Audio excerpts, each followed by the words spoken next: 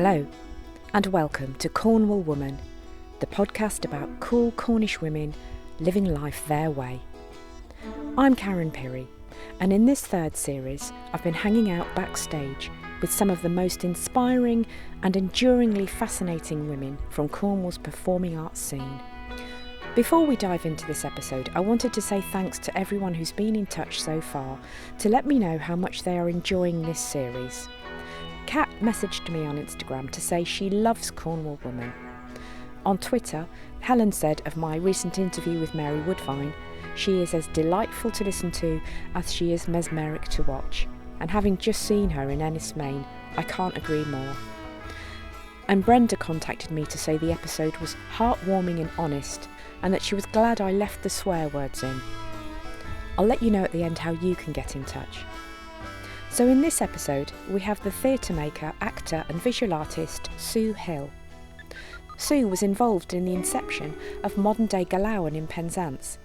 She made the giant mud maid at Heligan and was at the genesis of the Eden project and helped to make Kneehigh one of the most exciting outdoor theatre companies probably in the country. Her story also involves elephant poo, Hell's Angels and horses that tell stories. I spoke to her in the dressing room at the Minack Theatre, with people still milling around in the background after she'd appeared in one of Scary Little Girls' shows during their recent Maven Festival. I started by asking Sue if she was born here or drawn here. I was born in Cornwall. I was born in the maternity hospital in Penzance, and I spent the first 4 years of my life just outside Camborne in a 2-up, 2-down miners' cottage, and then we moved to a much grander house, cold, drafty house in Redruth, which I'm living in now. So I'm living in the house I grew up in. And have you spent most of your life here then? No, like most Cornish kids, I left when I was 18 and lived everywhere else for 20 years. So what brought you back? Oh, what brings Cornish kids back to Cornwall? It doesn't let you go. There's like a big elastic band that no matter how far away you go, there's always this little bit of stretch that's pulling you back. When I left, there wasn't really any theatre in Cornwall. And I'd chosen theatre as my profession, so I'd kind of consigned myself to a life of exile. But then I met Kneehigh. And Kneehigh had started and were making work, and they offered me a job. So I've returned from London. I wanted to come home anyway because my ma and pa were getting a bit old and frail, and you think there's no point in living the other end of the earth when you haven't got that much more time with them. I wanted to spend more time with them. So it was great to come home and dig into Cornwall again. And I know Kneehigh was hugely important in the Cornish theatre scene. But now there's a proliferation of fantastic theatre companies, a lot specialising in working in very interesting spaces. Yes. How did that grow? Kneehigh was very much part of that, but I think it's also a function of the fact that we're a peninsula, so you don't pass through Cornwall. It's a destination. You are here because you need to be here. So it has a much more kind of settled artistic community. You've got a chance to build proper long-term relationships. There are people in Cornwall who I've been working with for 40 years. You know, you develop a wonderful language because of that. And when I came back to Cornwall, there weren't any theatres. There weren't any purpose-built theatres, apart from the Minack, the wonderful Minack. So with Kneehigh, we were making work in schools, in village halls, and there was a moment of penny drop where we thought, we've got this amazing landscape, why don't we make some work out there? And so we started to take the work outside, and to start with, we were sort of making the work outdoors that we were making indoors, and of course that was hopeless because actually there's a whole new set of toys to play with outside. There's the weather, and there's distance, and there's light, and fire, and seawater, and ice, and real things. Real things work much better than pretend things out of doors. So it really did just launch the company into a whole new way of working, which then also started to, I suppose, because it's quite a intimate theatre community in Cornwall. We all know each other, and people start to work with each other, and those ideas start to spread, and then other companies take that work onto a different level and take it in a different direction. So it's been a really exciting time. You know, we've now got this ecology of theatre makers who are very cross-disciplinary. They're really interested in working with film or with visual artists or with puppeteers, but they're also comfortable working up a ladder, underground, on a beach, on a cliff, wherever. So you also worked as artistic director at the Eden Project and was there on the very first day. In fact, you slept there overnight. We did, yes. My brother and I, we'd been working pretty much round the clock for the last few weeks, and because we didn't have any money for that at that stage at Eden, I spent most of the last few weeks up a ladder sign painting because we couldn't afford to have proper signs. Actually, it became part of the tone of voice of the place. It was very handmade, and that was very appealing to people. It felt like a project rather than this very shiny, polished thing. And yes, the night before we opened to the public, my brother and I, we slept in the humid tropics biome and woke up to this astonishing dawn. It was March, so again, it was warm in the biome but cold outside, and the place was completely empty and had, it had been a hive of industry, but we hadn't really thought about what would happen when all these visitors came. 2 million visitors in the first year. And on that first day, they literally came over the horizon. It was this massive, wonderful, glorious invasion of humanity that we'd been so focused on just getting it finished or getting it ready. It wasn't finished, getting it ready. We hadn't really prepared ourselves for what would happen when it finally opened. That summer was a complete frenzy of activity because we hadn't expected so many people to come. So it was a wonderful success, but it was also a huge challenge. You'd expected 600,000 people and you have 3 times that. Amazing. Yeah. So you talked about your working with the elements and outdoor things. Is this how you became a sculptor? I became a sculptor because I'd worked for an amazing company called Welfare State International, who they were set up by a group of visual artists in the north of England. And they made massive events. They made giant puppets out of bamboo and paper mache, and they set fire to things. And they did events with feasts and wonderful music, and they used landscape as well. And when I came back to Cornwall, I kind of brought that with me a bit, and that started to inform the work here. And I was making a lot of carnival imagery. I was doing a job share with the wonderful Anna Murphy, who was also another key member of Kneehigh. And we were reinventing community festivals. We reinvented Tom Bocock's Eve in Mousehole, and we reinvented Maisie Day and it became the Galawan Festival. So I was making these giant images. But our near neighbour in Gorenhaven was Tim Smith, who had bought a small holding there. He was another city fugitive. He made a lot of money in the music business and wanted to raise his kids not in London. And was looking he actually wanted to set up a rare breeds farm, I think. But they climbed through the fence into Helligan and found the lost gardens of Helligan. So we used to meet him in the pub at Goren because obviously that was where Kneehigh was based, at the Barns. And he was very excited by the sort of power of the visual imagery that Kneehigh was using and developing. So when he started working at Helligan, he said, come and make some sculpture at Helligan. And I said, Tim, things I made are made of paper. They won't last.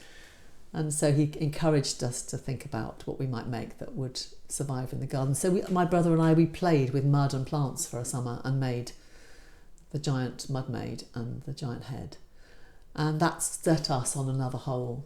My brother and I have now made pieces of work inspired by those pieces all over the world. We've made work in Kenya and Slovakia and Hong Kong, and lots in the UK as well. Incredible. And have you taken, you have literally flown the Cornish flag in other countries, in Bhutan, for goodness, example. yes. I actually probably should do a whole Instagram post of all the places I've flown a Cornish flag. Pete has just come back, my brother. He's a scientist as well as an artist, and he's just spent 18 months in Antarctica with the British Antarctic Survey, and he's flown the Cornish flag on Cornish Island, which is one of the South Atlantic islands.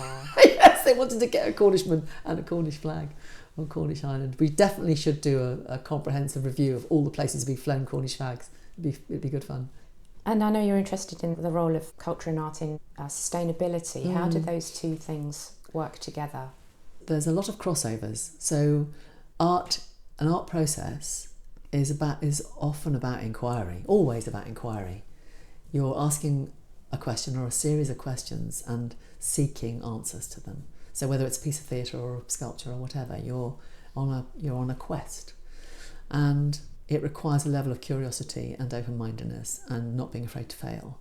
And I think that's also the spirit with which we need to approach how we're going to survive on this planet, and how to be better stewards of the planet, is to have a more open-minded sense of inquiry about it and a big sense of generosity about it. Of course, it's really important that the work that I make, whether it's theatre or visual art, it's helping me to think about how we can all make our work more sustainable. And then I can use my art to help communicate those ideas as well. Again, people have talked about the image of the mud maid and the fact there's this human figure, but it's made of nature. We are of nature. We are a part of nature, not apart from nature. And this image of a human made of natural materials, I think, speaks powerfully to people about our place in nature. She's this beautiful woman, curvy woman rising up out of the ground. She is. She's sleeping peacefully in the forest, and she's content and very much part of that place. We have a challenge with her waistline. It keeps on getting eroded because the foxes like to run over her. Foxes and the badgers run over her. So she's part of that. She's very much part of that world, and there are nests in her. And in the giant's head, we realised there were some earth bees who were nesting in his ear. Gosh. How wonderful is that? Yeah. I don't think I haven't made any work for a very long time that was very didactic or preachy. It's definitely not agitprop. It's not telling people what to think. But I like to think it's inviting questions about what our role is and how we're going to sustain it. You've done so much. The question I normally ask people when I first start the interviews is, how would you describe yourself? Art tart. Okay, that's good. Art tart with a very low boredom threshold. I like to do a lot of different things. And of the very many different things you've done, are there some that really stick out that you're particularly proud of? Oh goodness, so many. Actually, we're in the Minack now recording this, and my first experience of working here, we made a version of Tregeagle, which was the Cornish Faust, and it was a revelation for me. It completely took apart all my preconceptions about what theatre could be and put them back in a different order, and I think it did that for audiences too. So that feels like a really epic and marvellous moment. When was that? That was 1989. Are we talking 20th century? Very long time ago. And then the very first piece of work that we made when Wildworks sort of was born, which was we made a piece of work called The Very Old Man with Enormous Wings, which was legendary. It is legendary.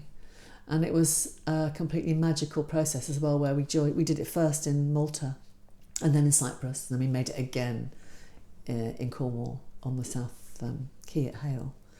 So with a very multicultural company, and we abandoned language. So it was made in a made-up language, which we found just was very apt for working outside, because words behave in such a peculiar way outside. People can get bogged down with dialogue, and actually what you want is to be moved by the physical shapes of things, and by the relationships that you can see between people, and by the music that's carrying you. It's much more like watching a film than watching a piece of theatre. And we made a man fly at the end. And afterwards it was the most glorious thing. People didn't see the crane. The crane had been there the whole time, but they didn't see that. They saw a man fly. Oh, what else? I think my favourite piece of all time was the very last piece that Bill Mitchell, my partner, made. He was director of Kneehigh and Wildworks, and he died in 2017. But we made a piece of work in Norfolk with him called Wolf's Child, where he wanted the audience to see human beings through the eyes of a wolf. And then we made it again after he died in Cornwall, in Trelawarren, and it was a very emotional piece, partly, of course, because we'd lost beautiful, beautiful Bill, but it was a supreme piece of work. It was a wonderful, passionate, visually stunning, designed by Myth Farrow, just incredibly beautiful piece of work. And I got to ride a horse as part of the show. Got to make my entrance galloping up the field. And it was wonderful. I'd spent most of my time as an actor wearing sackcloth and covered in mud, hiding in a ditch, playing witches and crones of various sorts, even when I was young. But for Wolf's Child, Bill said, well, in this show, you're going to have a beautiful costume. You're going to have amazing hair and makeup. You're going to get to ride a pony, and you're going to get to play the baddie. So how much fun will that be? And it was the most fun. And then on the sculpture side, I mean, we've had some incredible experiences. You know, making an earth goddess out of elephant poo and river mud in Kenya was pretty high on my list of top experiences. What was special about it? Apart from being in Kenya. We were in Kenya and we were working with fabulous local people, and there's something really gloriously tactile about the sculptural quality of mud and poo. It was just delicious to do, really enjoyable. There was a head called Ardhi, which is Swahili for earth, but also for mother. The word means the same. It means the same. That's nice, Isn't that beautiful? What's the word? Ardhi, so it's Ardhi. I like that. Ardhi. And it was for a festival in Kenya, in Laikipia. And there had been tremendous battles between the local tribes. The Pokot and the Samburu were kind of taking pot shots at each other. And the people who were running the festival decided to hold a kind of a peace event between the tribes. They invited all the tribes to come. And the Pokot women arrived. And you could hear them coming because they have bells in their skirts, these leather skirts. And they arrived and saw this face, this big earth face, and they just adored her. And they danced around her for hours and sang and chanted. And then for several years afterwards, they would come back from time to time and repair her, because the elephants would come and rub their bottoms on her.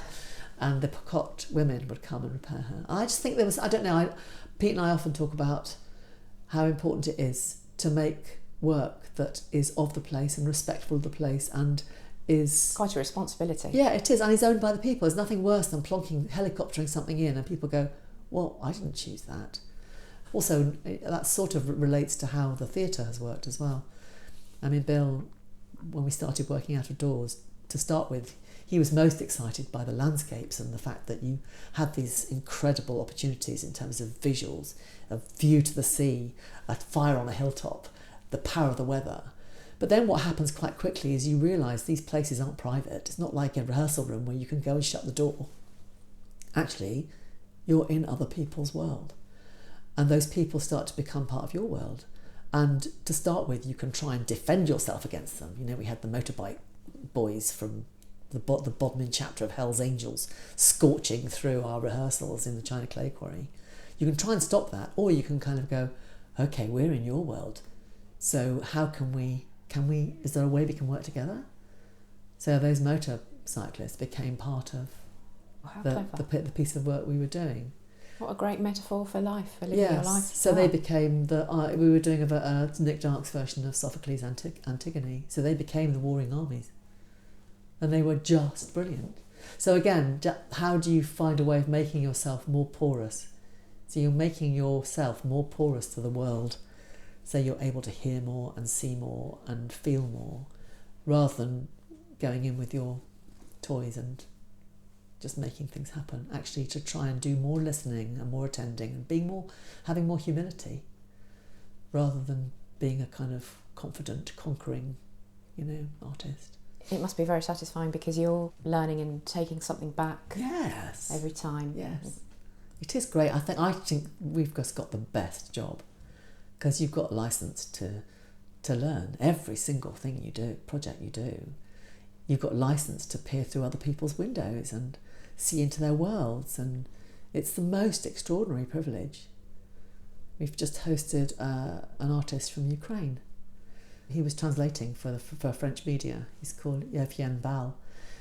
So all the summer he's been travelling up and down the front line with Le Monde, and he's been picking up fragments of shrapnel and bits of Russian armament and he's made the most extraordinary sculptures out of them. So I invited him to come and stay in my house, and we found an empty shop for him to put his show in. And you have this extraordinary privilege of hearing what someone's life is like and witnessing it. And I just think that's the most extraordinary thing. I'm going to ask you another hard question. Do you have a favourite place in Cornwall? Favourite place? Their family favourite place, which is a place we've just always kind of gone to, and it's the place where we've had incredibly happy times, where we have, birthday parties and New Year's Eve celebrations and anniversaries and just lovely holiday times. It's Gadrevi. We love Gadrevi. It's just the most beautiful, wonderful beach. It's got everything. And it's got the sensational lighthouse. Virginia Woolf's lighthouse is right on the end there. And also it's been a place for sad times. If you've lost somebody, you go and stand on the beach and you think about them. Mum's ashes went in off Gadrevi. And there's the wonderful seal cove to the east of Gadrevi, which has always got these lovely big fat furry sausages on it. They're so beautiful. I counted over 200 on there last year. That's amazing. It's amazing. And then the other place is, I blimmin' well love Redruth. I love my hometown. I love so much about it. It's been through some really hard times, but it's brilliant. It's got the most extraordinary physical topography. It's got the great, stone viaduct going over the top. It's got Carnbury Castle and monument behind it on one side, and then Carnmarth with its fabulous quarries on the other. So there's beautiful walks around, but there's just a really delicious community there now, a kind of mash-up of people who care passionately about Cornwall and the Cornish, artists, makers. There's a whole recycling, make amends kind of culture there. It's full of really fantastic people, generous, open-hearted people. I'm the chair of the Coach Lane Allotment Society, and we have a fabulous time. Again, really mixed, diverse group of people, all ages, all backgrounds. And I'm just really relishing Redruth having got its mojo back. It does feel like lots of exciting things are happening in Crest and Kernow. And it's wonderful. And Crowdie, and it's fabulous. Yeah. What are your plans for this year? What else can we look forward to with Sue Hill involved in? Well, I am majorly involved in Eden International. Actually, it's got a new name now. It's called Eden New Sites. And I have been, all during lockdown, I was working on a new Eden project in Qingdao in China, which is very bizarre. Remote working, lots and lots of 6-hour Zoom calls starting at 6 o'clock in the morning. Wow. In translation. Oh, crumbs. But actually it's brilliant. It's going to be amazing. There's over 10 projects on the slate all over the world. There's a project in Costa Rica, there's one in Australia, one in Colombia. But I'm working on Qingdao, and I'm working on 2 that are in the UK. I'm working on the Morecambe project and one in Dundee as well. So Two really great places. 2 really great places and lots of interesting things to do. So again, you're thinking about that relationship between art and sustainability. I'm going to really get to flex my muscles on that, because I'm very much involved in the storytelling of those places and how we communicate these stories and what are the stories that we can grow from there. I'm developing, with some other friends, I'm developing a horse opera. Jaw drops. Just the most extraordinary thing. Singing horses? No. Okay. But storytelling horses. But working with horses. Real horses? Real horses. Okay. In performance, and working out how we can work honourably with horses. And the premise is a really beautiful one. It's a story that's written by this woman called Janine Foll, who's a horse person, and she's written a beautiful myth about a culture where horses and humans live totally together and share communication. So the humans communicate using horse language, and I won't tell you the story because you need to come and see the show. But it goes a bit wrong, and there's a fabulous love story in the middle of it. But we have to work out how to tell the story. So it's very early stages yet. We've done a whole series of really extraordinary workshops with horses and humans, dancers and musicians. The music is being written now.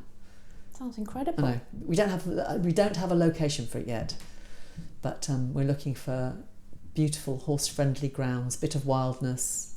In Cornwall? Ideally in Cornwall. Mm-hmm. Yeah. So interesting. Thank you. Thank you very, very Great. much. Pleasure.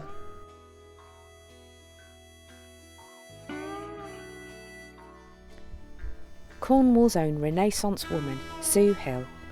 And if you're new to Cornwall Woman, do go back and check out previous episodes.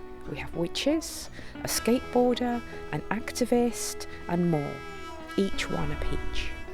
Keep in touch on Twitter and Instagram @Cornwall Woman, and please spread the word to other Cornwall women who you think will enjoy this podcast. This episode is produced and presented by me, Karen Pirie, and is a Western Sounds production made in collaboration with Scary Little Girls, with support from Feast, People's Postcode Lottery and the Minack. The theme music is by Alistair Sterling.